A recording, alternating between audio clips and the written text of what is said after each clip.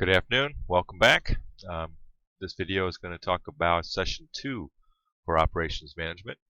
Again, as always, take a look at the video and let me know by email if you have any questions, require any sort of clarification, or have any suggestions on other content you'd like to see.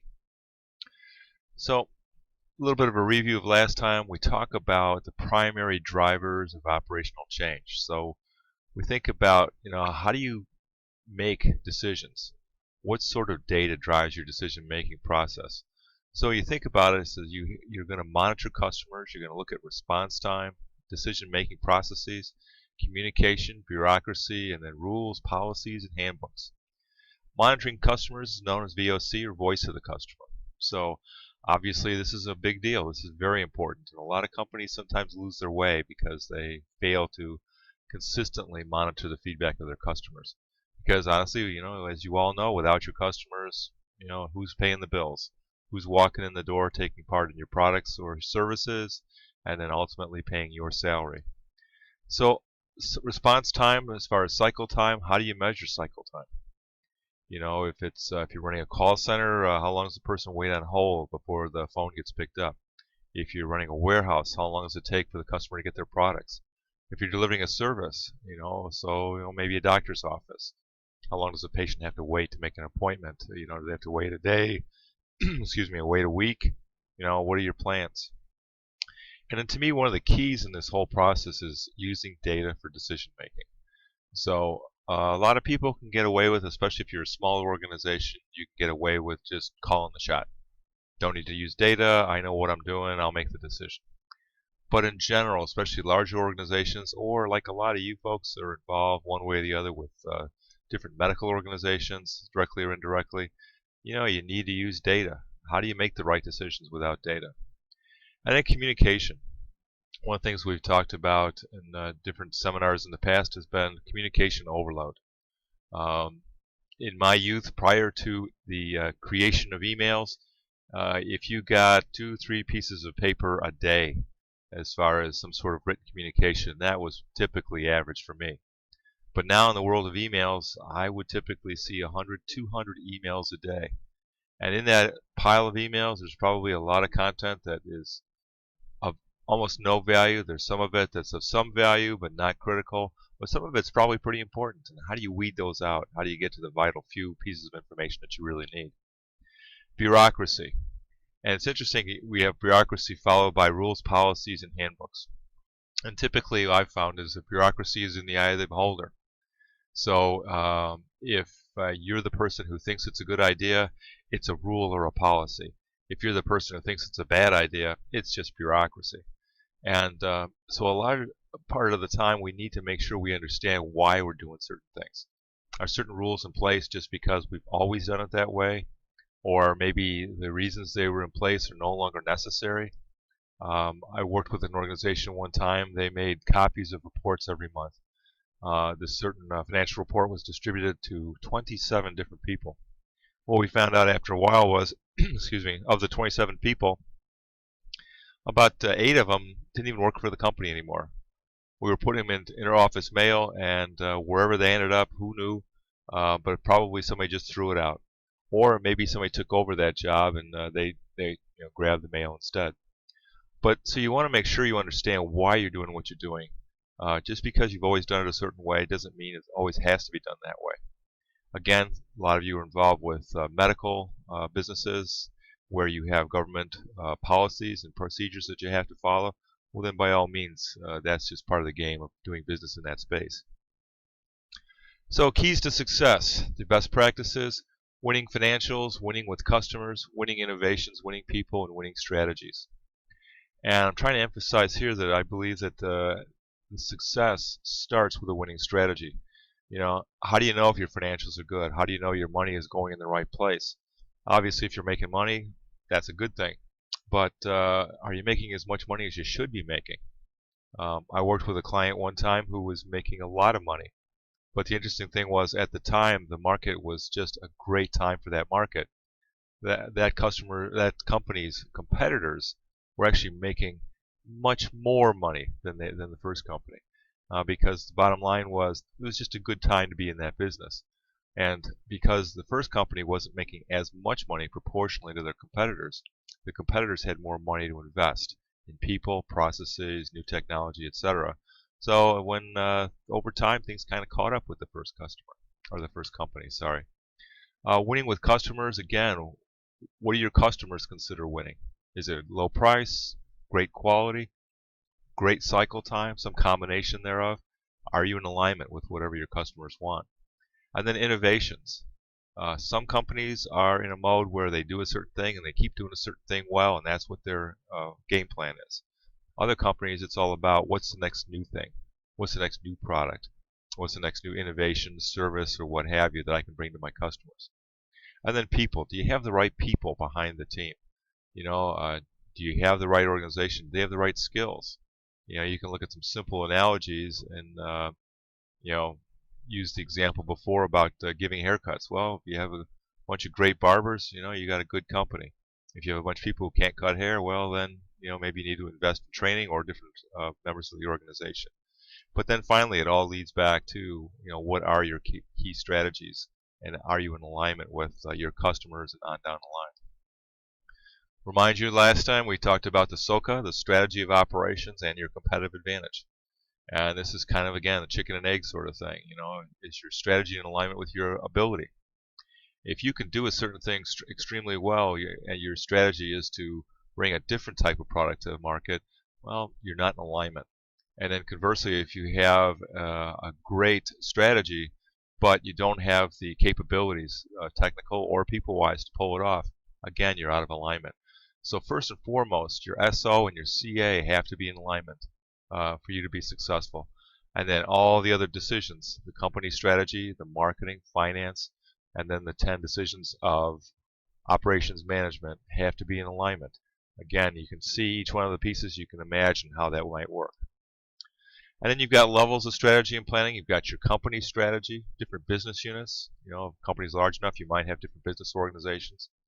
And then finally, within each business unit, you might have functional strategies. The sales team, production, the product teams, etc. How do you keep all those things in alignment?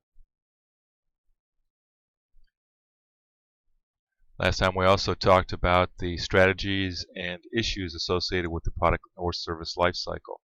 And again, services, just like products, go through their early stage of activity, maturing, and then finally declining. And you can think about product design and development are important in the beginning stages, and then over time at the end, you're going to reduce capacity as the amount of volume for the product declines. And then in the beginning, we're talking about where do you make your money. Early on, a lot of times your expenses are very high in the beginning. You're going to make your profits in the middle and then start to see these things drop at the end. Oftentimes, as many of you are aware, at the end you may be reducing prices because you're competing with a whole series of new products that are coming out. New product and service opportunities. Again, how do I understand the customer?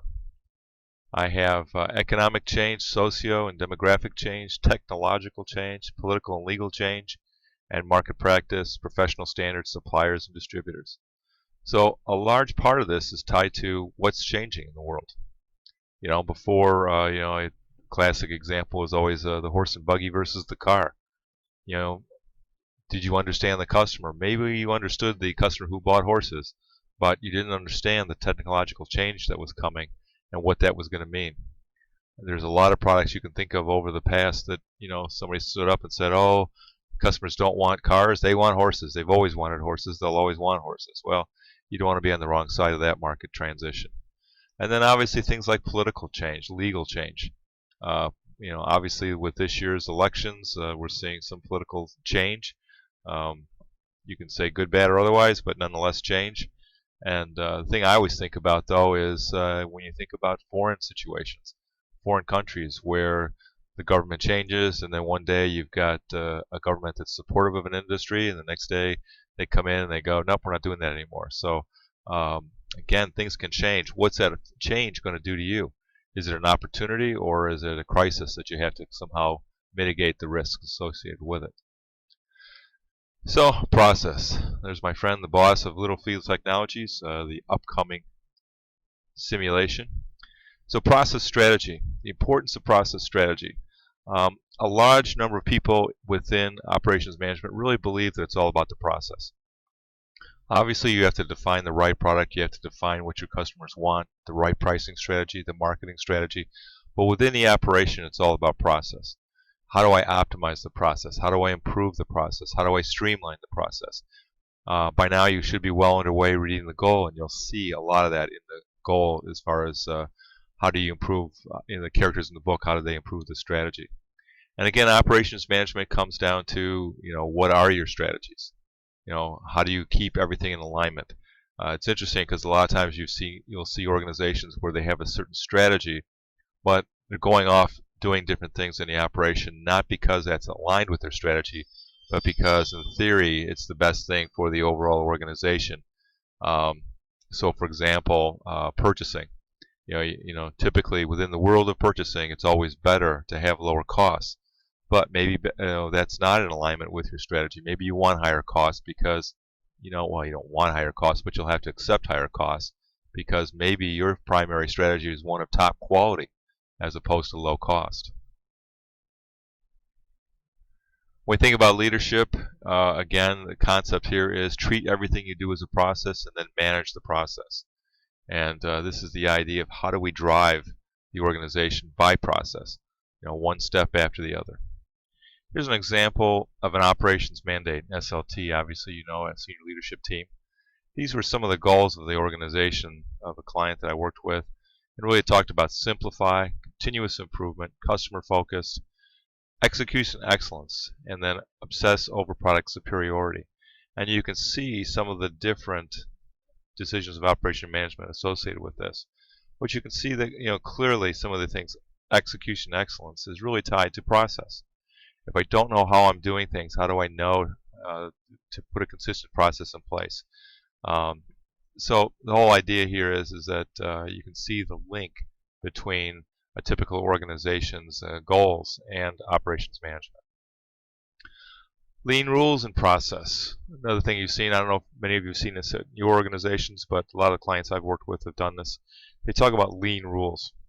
And lean very simply means don't do anything you don't need to do.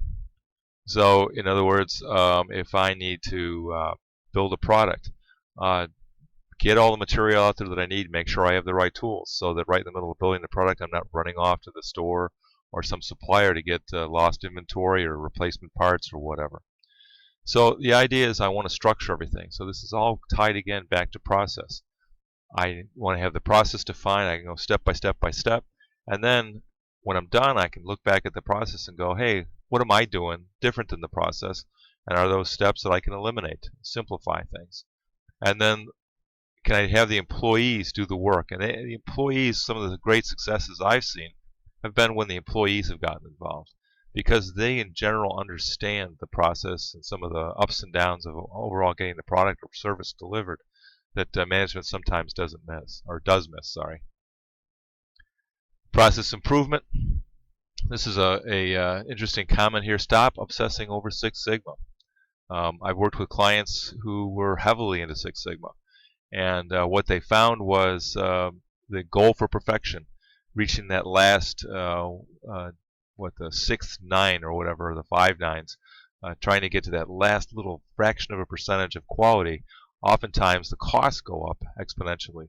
So the issue is that you're making a commitment of resources and funding that may be in excess of any advantage you're going to get out of that last little bit.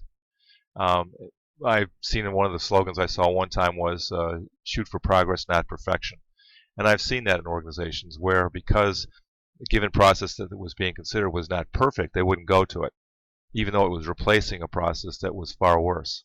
And again, pay your suppliers better. This is an interesting thing. I mentioned earlier the concept that purchasing people are typically driven by how do I cut my costs? How do I cut my costs?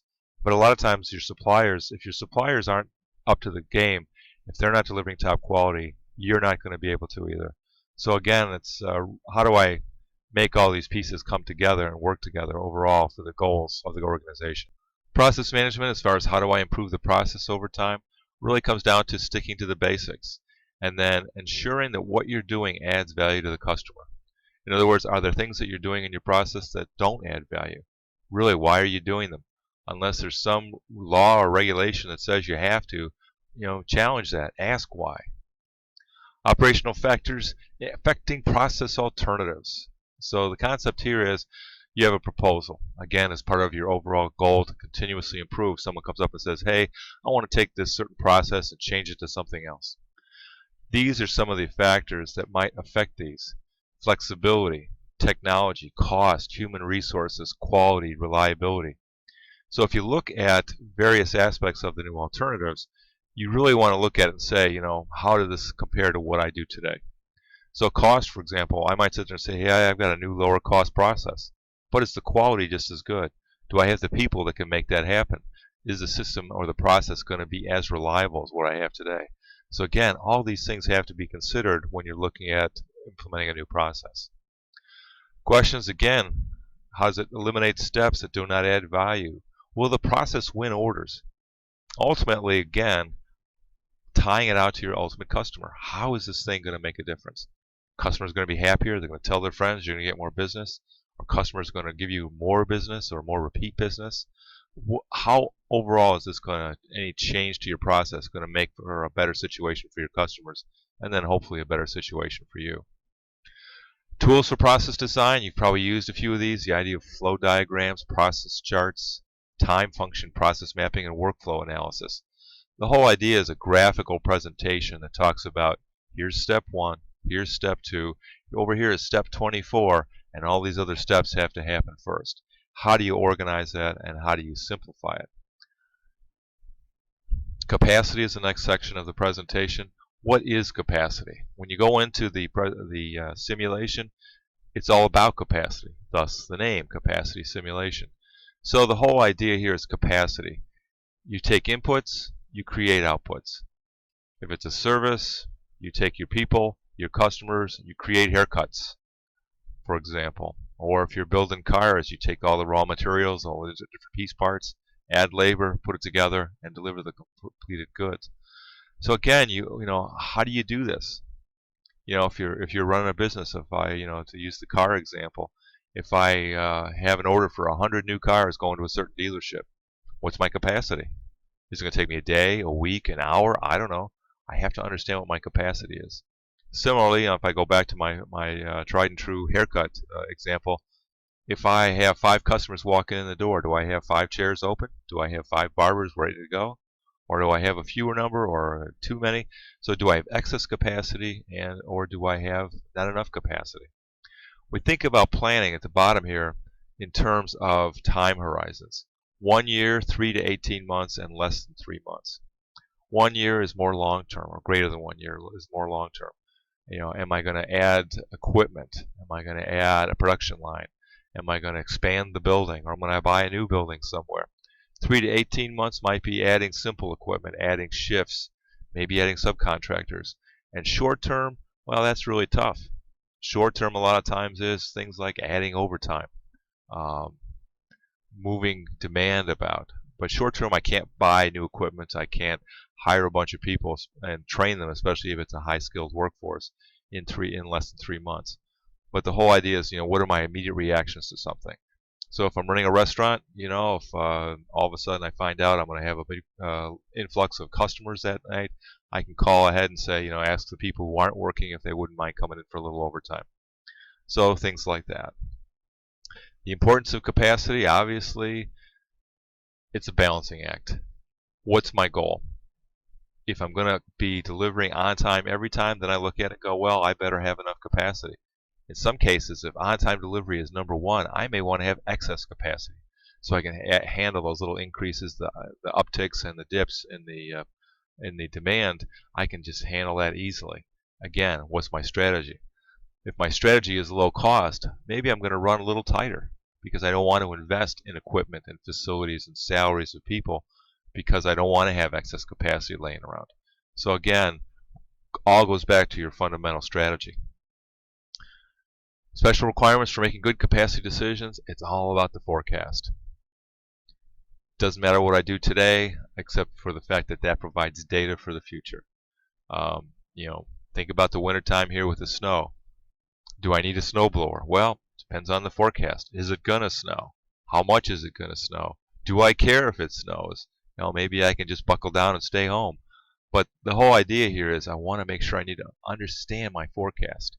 If my business is going up, I need to prepare for that. If my business is going down, I need to prepare for that. I need to really understand that. And I really need to understand those factors that are going to drive changes in these numbers. Because the numbers don't just, there is a certain amount of randomness going on. There is a certain amount of variability. But there's other things, quite simply. If I sell snowblowers, I'm not going to sell as many in the summer as I am in the winter. And I'm going to sell a whole lot more if if there's a big snow forecast. Similarly, if I'm coming out with a new product, and the new product is much better than my old product, well, guess what? I would expect the volume of my old product to start to slide a little bit. The new product will slowly pick that up. Or worse yet, one of my competitors comes out with a great new product, and then, again, I have to be careful with that. But the advantage is, it's like, how do you tie these pieces together? And really, if you can, if it's cost effective, building for flexibility is the right thing to do. So that way I can sit there and go, if the orders are 100, the orders are 10, the orders are 50, I can adapt easily without doing major changes to my organization and still making good quality product. What are the measures of capacity? There are 4 primary measurements of capacity: design, effective, utilization, and efficiency. Design is really the theoretical amount that the factory should be able to produce, or the service department should be able to deliver. So, for example, if I sit there and say, okay, a given machine is supposed to be able to make so many widgets an hour, and I'm going to run the plant 40 hours a week, then I multiply that times 40, then I know I should be able to make so many widgets a week. Effective capacity is really what's going to happen under current business conditions. In other words, if I'm down for maintenance a certain amount of time, or my demand is a certain amount of time. And then utilization is a measure of the actual output in a ratio to design capacity. So the whole idea here is utilization is, in theory, my plant was supposed to make so many widgets a week. How many widgets am I actually making? Why is that? Is that because I don't have the orders? Is that because the machine broke down, or the machine's not working as effectively as we thought? Maybe I don't have the right people. Maybe I don't have enough people. And then finally, efficiency is really the effectiveness of the effective capacity versus actual. So in other words, in general, efficiency is the best measurement of how you're performing as a team, because utilization is more or less against a theoretical number, where efficiency is against an effective number, something that's realistic. And so that's where you want to be driving your goals. Now, there's nothing wrong along the way of trying to make your effective capacity closer to your design capacity by optimizing your process or improving employee training or whatever.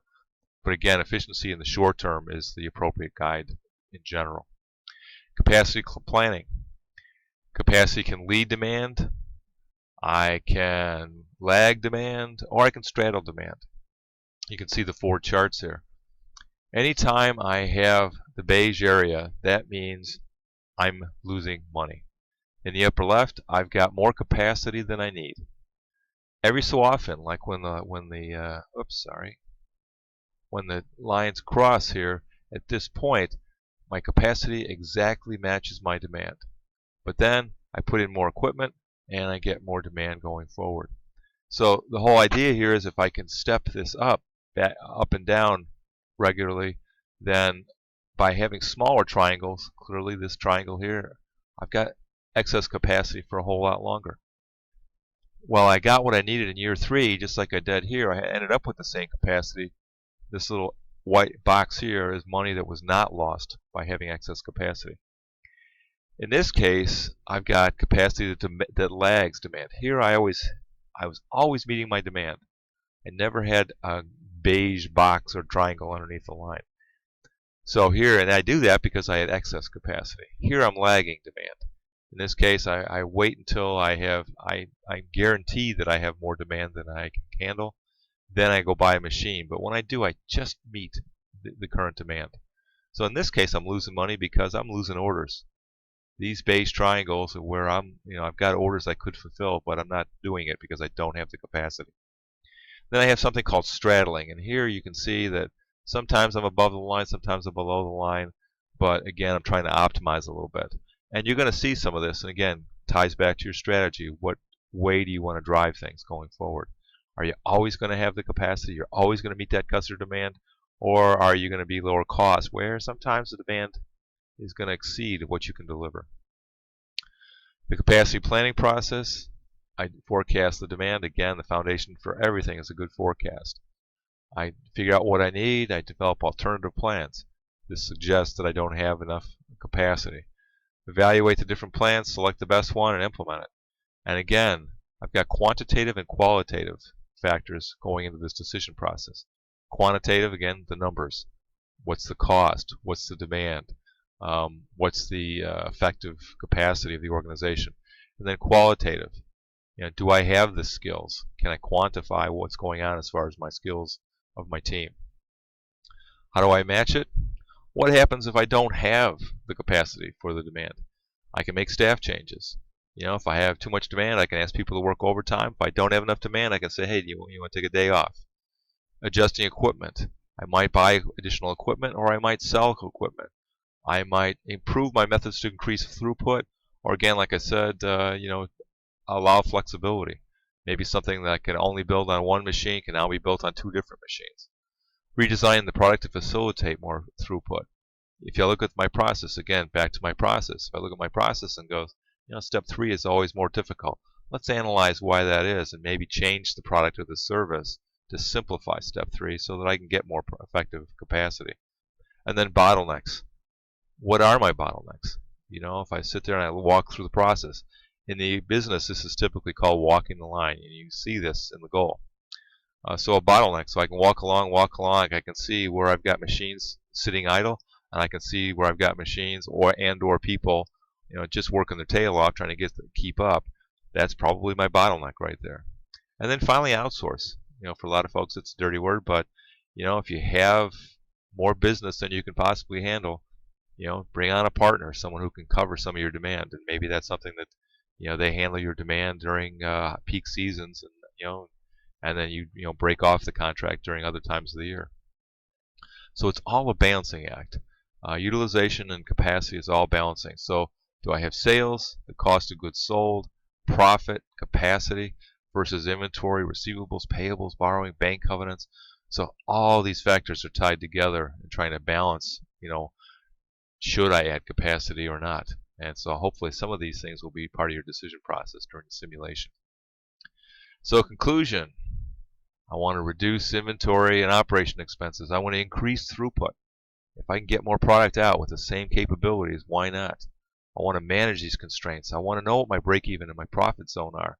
That goes back to that graph where I showed going up and down over the demand line. Calculating your capacity. Again, you have to analyze it. You have to understand mathematically how much capacity you have, and then you can start doing ROIs and net present value analysis of your decision making. Am I going to buy a piece of equipment? Am I not going to buy a piece of equipment? So that was the end of capacity. Now we're going to talk about forecasting. Take a breath. So forecasting is key. I don't know. To use the snow analogy, as we often do in Chicago.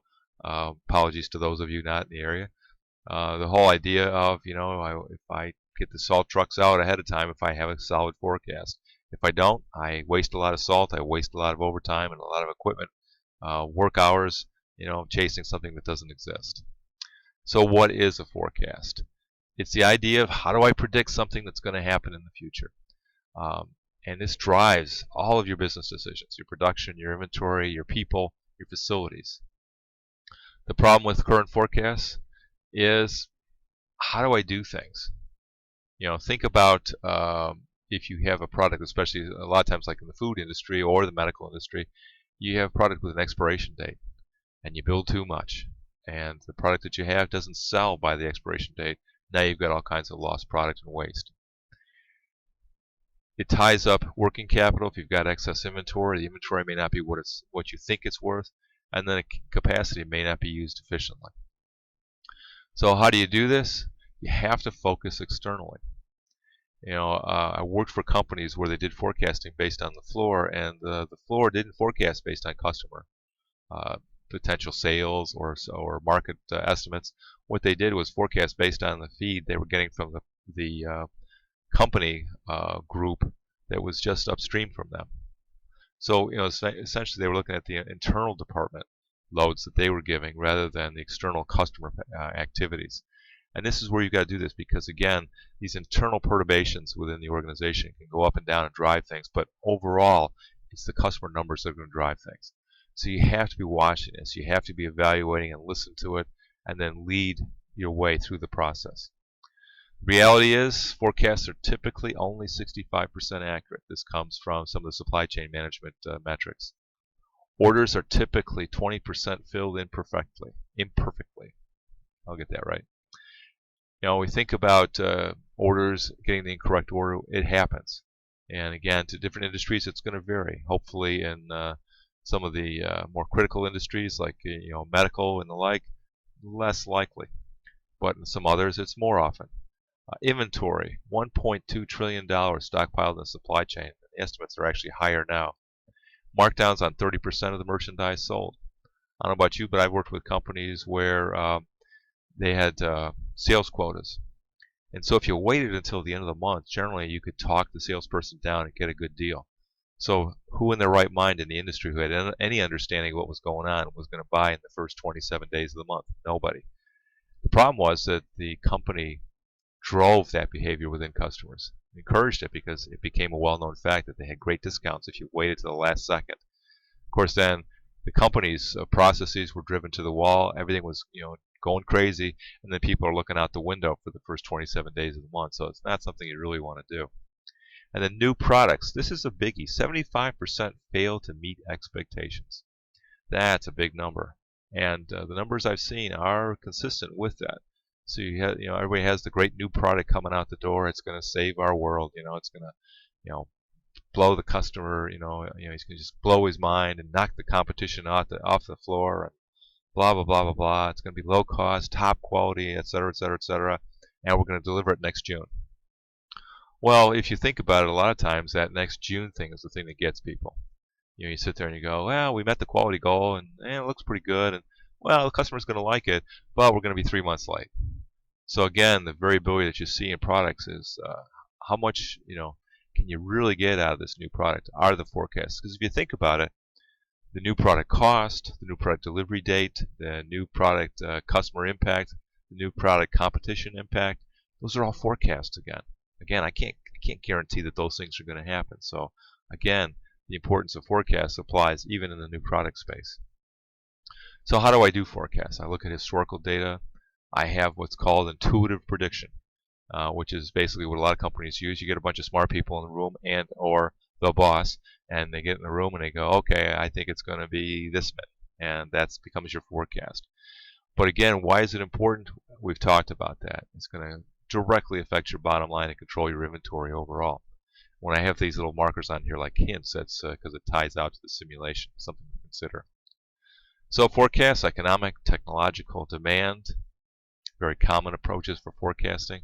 The 7 steps, you determine why you're forecasting. What's the purpose of your forecast? Is it to determine capacity? Is it to increase your sales team? Whatever. And then what is going to be forecasted? What particular items or services? Determine the timeline. Is it over the next 3 months? Over the next 6 months? What models are you going to use? There are different forecasting models that are out there. And some of these are highly statistical, heavy math loads. Some of them are fairly simple. But when you do that, you've got to gather the data to support whatever model you're using, make the forecast, but then most importantly, validate and implement the results. So maybe you have multiple forecasting models. You hear that in the weather sometimes. They talk about this model and that model. This model says it's going to snow 2 inches, and that model says 12 inches. And then Tom Skilling comes in and says, well, I've lived in Chicago all my life, and so it's only going to be 3 inches. But and that's kind of the whole idea of the smart person in the room model. You can do this. The only thing you have to be careful of is in some organizations, the smart person in the room holds too much weight. They can sway the decision too much, and you just have to be careful. And again, when we talk about validating and implementing, is you have to go back later and go, hey, we forecast 3, it turned out to be 12, or we forecast 12, it turned out to be 3. What did you learn from that? What are you going to do differently? Are you going to adjust your models for the next time so that you can become better at forecasting? So again, how do I do this? How do I improve my forecast? We talked about on the time horizons to the right, the long range, the medium range, and the short range. But I can improve my forecast by looking at what's going on downstream for me. So if I'm supplying a certain company, who are they supplying? So for example, if I make snowblowers, I might supply, Walmart, Home Depot, Lowe's, Menards, but really they're supplying the people on the street. And so maybe I understand what my forecasts are from Home Depot and Lowe's, but maybe I really want to understand the next level out, the ultimate customer. And I can do this. One thing that's interesting is you see on the analysis for Apple products, because Apple is very tight-lipped about their future forecasting. So what companies do is they look at key Apple suppliers and look at their levels of activity. Are they increasing their hours? Are they increasing their people? And use that to forecast Apple's expected demand. And then aggregate demand history and correlate to market level economic trends. Again, how's the economy doing? Are there going to be layoffs? Are people's spending habits going to be getting worse? So if the economy is falling apart, if the item that you sell is, for lack of a better term, a luxury item, if you sell boats or expensive cars or things like that, maybe your market's going to go down, not because of any other trend other than the fact that the overall market is going to be slipping a little bit. So keys, again, the need, the time horizon, the model, the measure, the forecast, and implement. The challenges, the biggest thing is new product introduction curve. We've talked about with new products, very hard to understand what's going to happen. Are you going to be able to fill the market fast enough? We've seen this a lot of times with Apple products where they sit there and say, okay, we've got this great new product coming out, and then they can't meet the demand. And of course, some people would argue that that's intentional to drive up the demand and the interest. But again, how do you do that? What is your strategy? Time horizons, visibility, channel inventory. Think about channels. If you make snowblowers and you ship them to Menards, for example, well, Menards may want to sell off the rest of your snowblowers in the warehouse, so they may not put the new product out on the floor until the old one's emptied out or below a certain point. So I know some companies where they come out with a new product, they'll go out to their distributors and say, look, if it gets below a certain point, I'll buy back the old product so that I can get the new product out there on the floor. And so there's different strategies that you can use to help drive and mitigate some of the variations. Again, we talked about the time frame, 3 months to 1 year, 3 months to 3 years, and again, 3 years and up. Now the problem with this, obviously, is if you think about it, your long range is where you're going to spend the most money. I'm going to buy some big piece of equipment. I'm going to, do some major product release with R&D. May buy a new building, a new factory. But interestingly enough, as life would have it, the most expensive items are out there the furthest. They're the hardest to predict. You can see it all over the place where there are different, like industrial parks, where somebody will build a brand new building and it sits empty. Because by the time the building got done, the market went a different way. And so their forecast wasn't accurate enough over the long term, which is true of most forecasts. When you talk about getting out to like 10 years out, very difficult to really understand exactly what's going to happen 10 years from now. So again, thus the need for flexibility and really true vision as far as where your future is headed. The talk about different things, the 80-20 rule. Again, if you think about it, you've probably seen the 80-20 rule in different contexts along the way. But 80-20 rule says that 80% of your sales will be with 20% of your products. It says that 80% of your defects will be with 20% of your products. So the message here is maybe you can focus on your key 20% of your products, really forecast those, and then the rest will just kind of fall in behind. Again, data, supply big bets. That's always interesting. Supply chain big bets. What does that mean? So I go in, I go work with my suppliers and say, look, you're going to charge me $2 a widget, but you know what? I'll give you a 2-year contract, guaranteed, if you'll drop the price to $1.75. That's a big bet. What if your demand goes down? Now you're stuck contractually, paying the supplier more than you need. But again, how do you do it? And dollars, inventory, obsolescence, and laziness as far as the forecast. It's hard to do this. It's a lot of work. And obsolescence is always a big deal. So if I go in, think about if you had like a quality problem. I go in, I go into my suppliers, I make a deal with them. I'm going to buy a year's worth of product, and all of a sudden I find out that I got to change my product, and I no longer need that supplier's part anymore. Or maybe I need it, but it's got to be reworked. So again, a lot of risk for these things as far as the long term and try and nail down some of these. Structural approach, run things by the numbers. Again, go from linear planning to simultaneous. One of the things you'll see in the simulation is linear planning is probably the most common model. Linear planning is I take my past and I draw a line along all the dots, and I continue the line out in the future, and I use that line to predict what's going to happen. But there are a lot of different models. And again, with your linear model, are you going to do it and then stick with it forever? You're going to do it, and then maybe 3 months from now, change it if you see that all of a sudden your demand seems higher or lower than what you forecast. How are you going to adjust? And at the same time, how do you keep from just knee-jerk reacting every time something goes crazy? So again, how do you do things differently? One of the things that's common in the industry today is something called demand closer to the ultimate customer. Supplier managed inventory. So for example, if you do a lot of work, if any of you do work with Walmart, they use supplier managed inventory. The whole idea is that the supplier manages the inventory. And in order to do that, Walmart has to share data with the suppliers. So you can sit there. I worked with a company. We had products on the shelf at Walmart, and we'd get regular reports saying, today we sold X number of items at these stores. And it's up to us to make sure that the shelves are full. So, but we can use that early data rather than waiting for Walmart to do a supply chain cycle as far as their inventory. We can use the instantaneous data to say, hey, what's going on here? And we can do a little better forecasting. Eliminating steps, direct ship, direct to retail. So how do I do this? I mean, you think about like Amazon, for example, direct to customer. Amazon doesn't do much inventory of activity or items. Everything's tied together. So by doing these things, I can shorten and basically eliminate the variability or the impact due to forecast change. Qualitative methods, these are the things we said, okay, this is where I'm not looking at numbers. This is where I'm looking at the jury of executive opinion.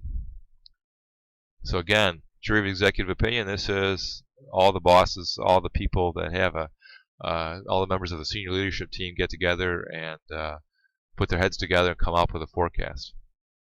Delphi method, basically the same idea right below it, but the whole idea is that I've got smart people and respondents and staff, and I do an aggregate decision. A lot of times the Delphi method is actually done as an anonymous survey, so I don't have, for lack of a better term, the powerful or the aggressive dominating the discussion. Salesforce composite, again, I'm getting individual sales forecasts. This can be a very good thing because the salespeople tend to be very close to the customer, but can be, how do I say this, manipulated due to quotas. So for example, if I'm a salesperson and a vast majority of my income is based on my quota, I'm going to forecast a lower number if I can, because guess what? I don't want my quota to be next to impossible. Because I know when I come up with a number, if I say, boss, I'm going to sell 100 units, my boss is immediately going to change the quota to 110. So I give 90 knowing that I can do 100, and this game goes on. And then customer market surveys. Do I do surveys based on customers? You've seen this. You walk up to people on the street, you get the little survey cards at the restaurant. Just asking people what their views are. And then the quantitative methods, again, time series methods over time, random variables, cycles. Again, the different linear and multiple regression analysis. Again, if you're into math or you're really good at Excel spreadsheets, you're familiar with how to do these things. Time series forecasting, I've got naive, assumes that tomorrow will be the same as today. And that's what your short-term linear forecast is. If I sold, sold 100 haircuts today, I'm going to sell 100 haircuts tomorrow. If I sell 10 cars off the lot today, I'm going to sell 10 cars off the lot tomorrow. And then moving averages means that every so often I'm going to vary this thing. I'm going to do an average for the next week. And then I'm going to recalculate it based on the numbers, because maybe the week went better or worse than I thought it would. And so I just continuously keep doing this. So I'm doing a linear approach, but I just set a new starting point every few weeks or months or whatever to go in and make adjustments. This is basically the idea of, if you look at your forecast and it looks broken, don't just keep going the same path. Then exponential smoothing, this is a more aggressive approach where I'm using weightings. I'm using like forecast curves. Again, this is a little trickier, easy. If you're good with statistics, it's not too tough to do. or if you're good with Microsoft Excel, it's not too hard to do either. So these are the standard approaches: standard error, correlation coefficients, multiple regression analysis. So again, this is starting from the beginning all the way to the more aggressive things. And again, if you do this for a business, if you do forecasting for a living, you're probably using some of these more advanced tools and techniques, which again you can set up yourself, but you can also buy tools to do that. A trend is worth noting. So when you're in the simulation, you'll see that Microsoft Excel, there are YouTube tutorials out there on how to do regression analysis, linear analysis. There's also some information in Chapter 11. But if you look at this, for example, you see this graph on the left. You know what's going on. You know, the simplest thing I ever saw was you do your linear forecast, and as life would have it, actual is not linear. But you look at this and you go, well, am I above the line more often than I'm below the line? If I look, I've got general growth, but you know, the fact that I've got these peaks and they seem fairly regular says I've got some sort of cyclical demand. You know, if I look at you know, year 2, I don't know, it's looks like the beginning of the year demand is up, and then halfway through the year demand is demand is down, and halfway through the year demand is up. Sounds like lawnmowers. Don't need them in the winter, need them in the summer. Don't need it in the winter, need them in the summer. But you know, who's to say? But again, you look at this, it's good cyclical demand. So when I look at this, am I going to, in the future, next time I get to this point, am I going to forecast on the line? No, I'm going to forecast at that peak. And right here, I'm going to forecast at the valley. So again, I don't have to just blindly follow the forecast the way it lays out. Why are there gaps? How do I do things? You know, sometimes gaps are just going to be random, just going to be variability. But for example, in the previous one, if I have something regularly going on, maybe there's a way to analyze it and figure out what I can do instead.